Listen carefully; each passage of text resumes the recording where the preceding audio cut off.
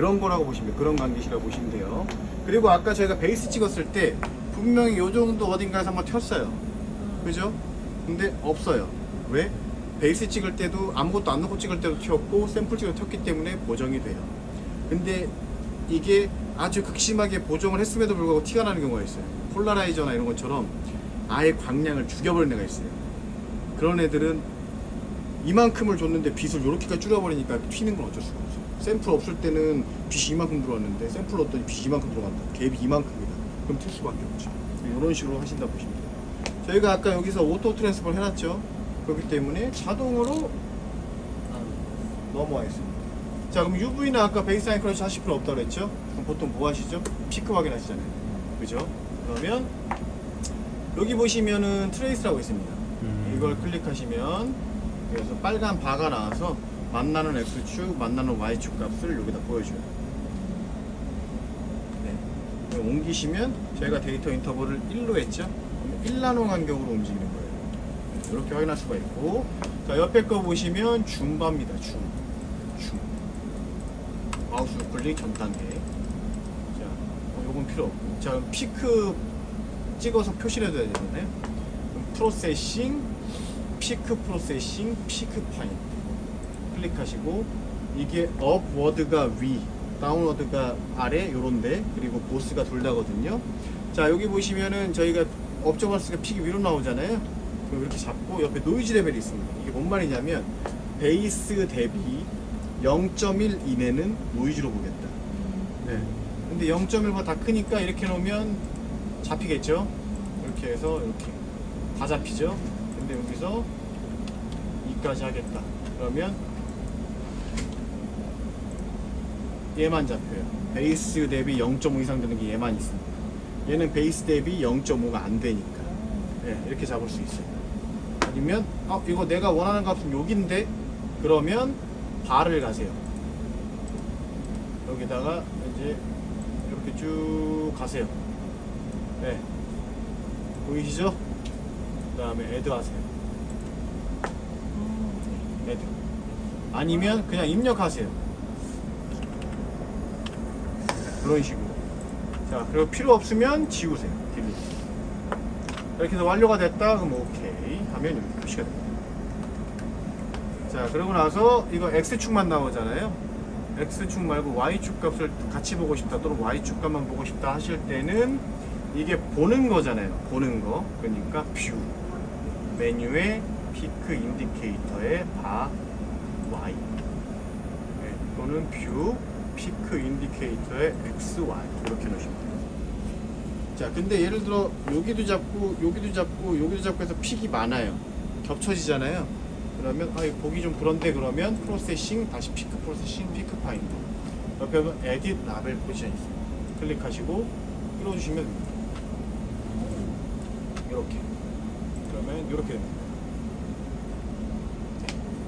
자, 이러고 완료가 됐다 하시면 세이브 하시면 돼요.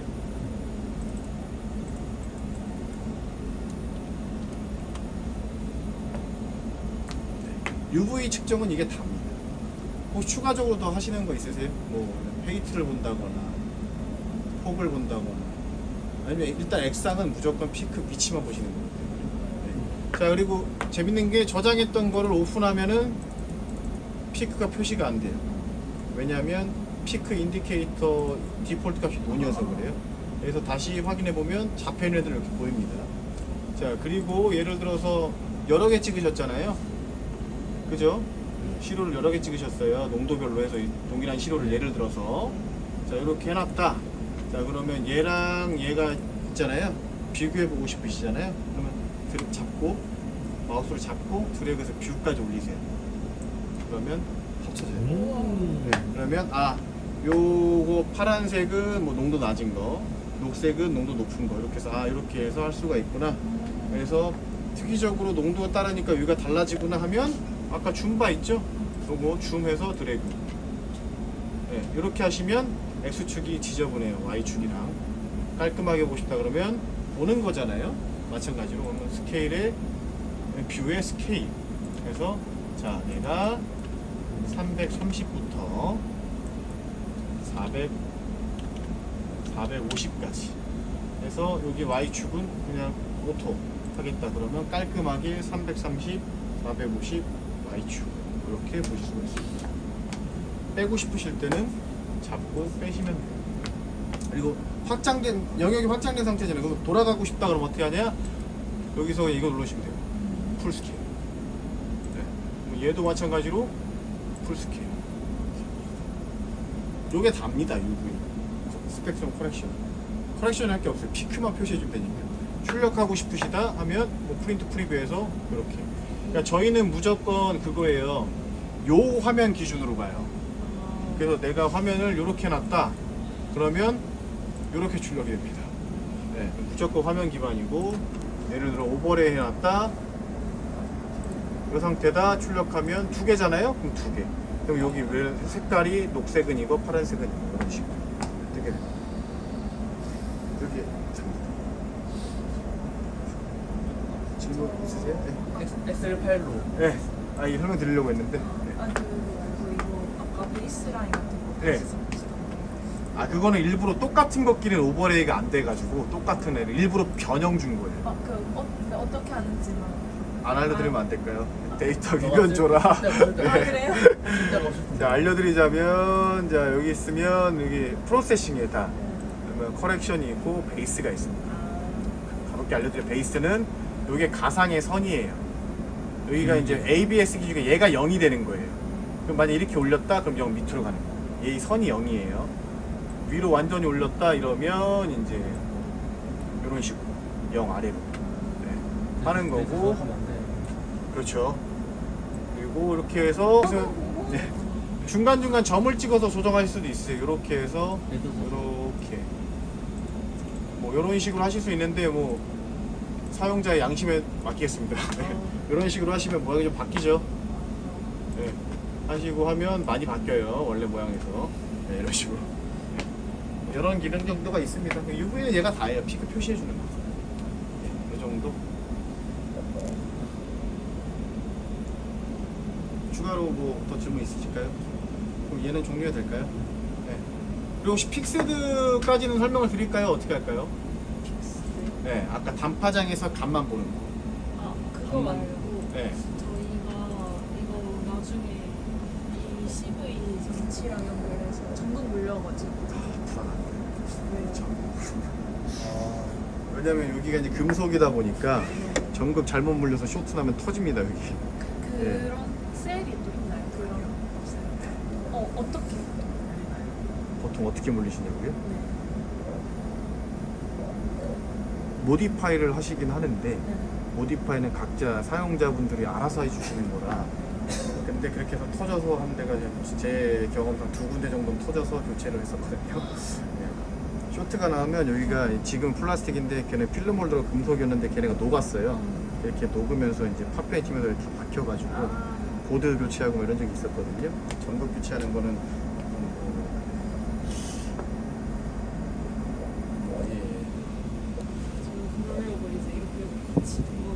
하시면 일단 얘네처럼 이렇게 커버로 씌워져 있는 건 좋긴 좋아요. 네. 근데 이걸 찝었을 때 네. 닫히냐가 중요해요. 뚜껑이. 그러니까요. 안 네. 다칠 것 같아요. 네. 거기까지는 저희가 해드릴 수 있는 거죠. 네. 네. 그러면 최대한 이렇게까지 해놓으시고 선 두께 때문에 안 다친다고 한 다음에 여기에 맞는 검은색 뭔가를 만드셔서 이렇게 덮으셔야 돼요. 네.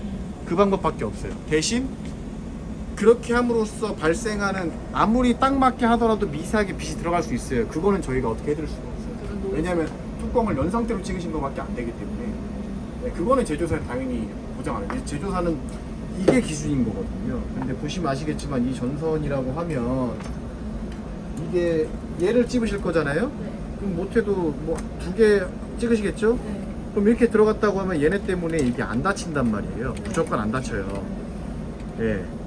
그러면 얘를 커버할 수 있을 만큼 이게 너무 짧고 좀 장력이 세서 중요하고 여기 뭔가 자체적으로 이렇게 만드셔야 돼요. 근데 아무리 내가 재단을 잘하고 그래도 요만큼 열리고 여기가 밀폐된 게 아니기 때문에 미세하게 들어가요. 그건 어쩔 수가 없어요. 알겠습니다. 네네. 그리고 전기 쓰시다가 쇼트 나는 거는 저희가 어떻게 해줄 수가 없어요. 네. 네. 주의를 좀 부탁드리겠습니다. 그 모드 한 번만. 어떤 거요? 타임. 예. 네. 타임부터는 엄청 간단합니다. 네. 자, 보시면 타임포스 매저먼트 들어가시면 얘는 파장이 고정이에요. 네. 아, 고정이에요? 네. 그래서 먼저 스펙트라로 타겟 파장을 찾으셔야 돼요. 스펙트럼을 찍었더니 얘가 여기서 픽이 나오네. 그러면 이 픽이 내가 시간 변화에 따라 뭔가 첨가를 했다거나 점걸 줬을 때 바뀌는 걸 보고 싶다 그러면 그 파장을 지정해 주셔야 돼요.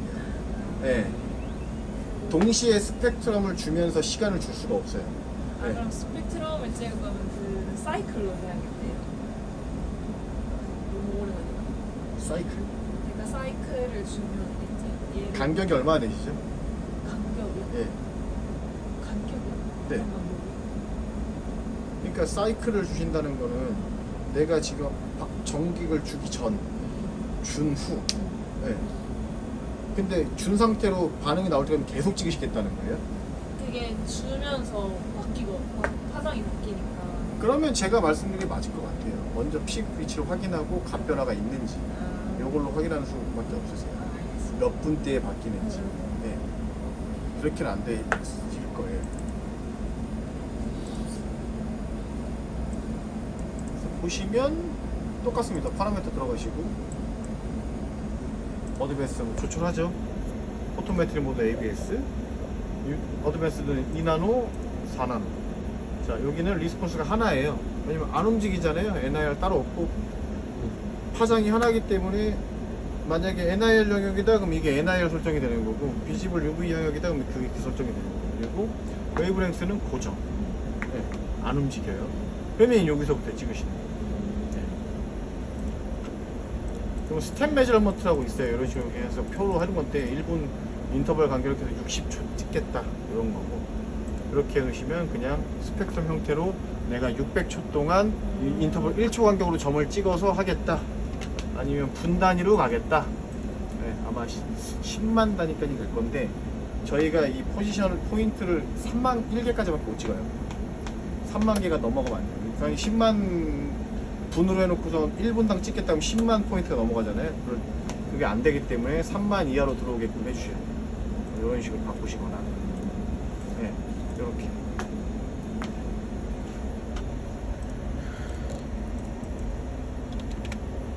찍으신다고 하시면 이런 식으로. 자, 나머지 커렉션, 블랭크, 컨트롤 똑같습니다.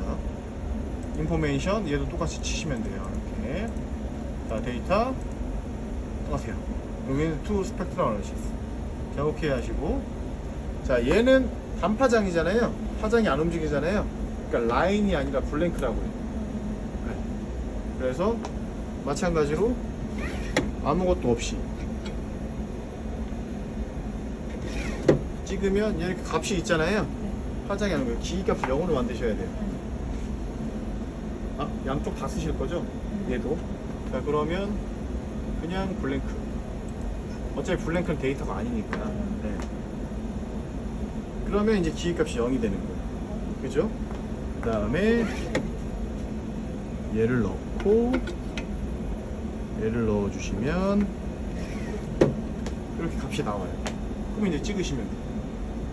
그럼 아까는 이렇게 해서 이거 시료 이름은 아까 P였죠? P 하고 찍으시면 되고, 이제 60초 동안 몇 초지? 250초 동안 해놨네요. 그러면 250초 동안 찍을 거예요. 500 나노에서.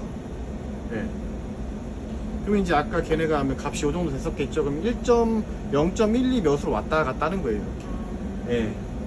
근데 이렇게 움직이는 게 바로 감지하는 게 싫다? 그럼 데이터 인터벌을 조금 더 넓게. 네. 리스폰스를 조금 더 느리게. 네. 이렇게 찍으시면 돼요.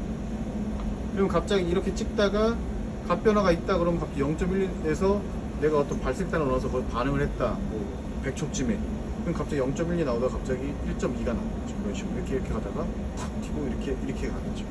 그런 느낌으로 보시면 됩니다. 전극을 연결한 보통 이걸 찍긴 찍으시는데 먼저 파장을 확인하셔야 돼요. 이걸 스펙트럼으로는 찍으실 수 없어요. 아, 네. 그러니까 전극 주고 안 주고의 차이를 보고 싶다라고 하시면 스펙트럼으로 전극 안 준 상태 찍고 준 상태 찍고, 이게 가장 심플하거든요. 근데 전극을 바로 주자마자 성질이 변하는 애가 아니라 특정 시간이 지나야 된다라고 하면 먼저 스펙트럼 피크 위치만 확인하고 그 다음에 픽스드로 해서 급화장 지정해 놓고 타임 코스로 해서 급화장 지정해 놓고 전극 줘가면서 쭉 찍어 보셔야 돼요.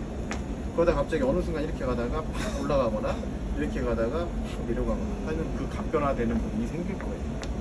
그럼 아까 말씀 0.12에서 왔다 갔다 하죠. 네, 그러면 아까 저희가 500나노 했잖아요. 그러면 저희가 아까 여기서 거의 파일 이렇게 500나노. 그러면 500나노가 여기 있죠?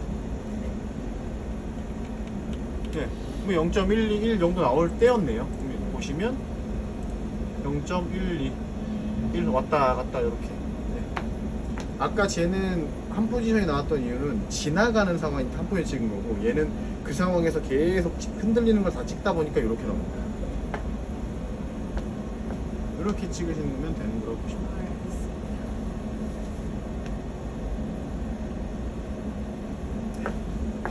종료해도 될까요? 네. 네. 얘도 결과는 스펙트럼 형태로 나오는 거기 때문에 여기서 보시는 거예요. 자, 그리고 강제로 종료하면 물어봐요. 저장할래, 뭐 그냥 끌래, 유지할래 이런 식으로. 지금은 이제 안 하기로 했는데 유지하면은 이게 파일이 남습니다. 여기로 넘어올 거예요. 그렇게 쓰시면 돼요. 또 혹시 추가로 없으세요? 그럼 저희가 한글로 종료하는 매뉴얼이 있어서 그거 보내드릴게요, 메일로. 자, 그러면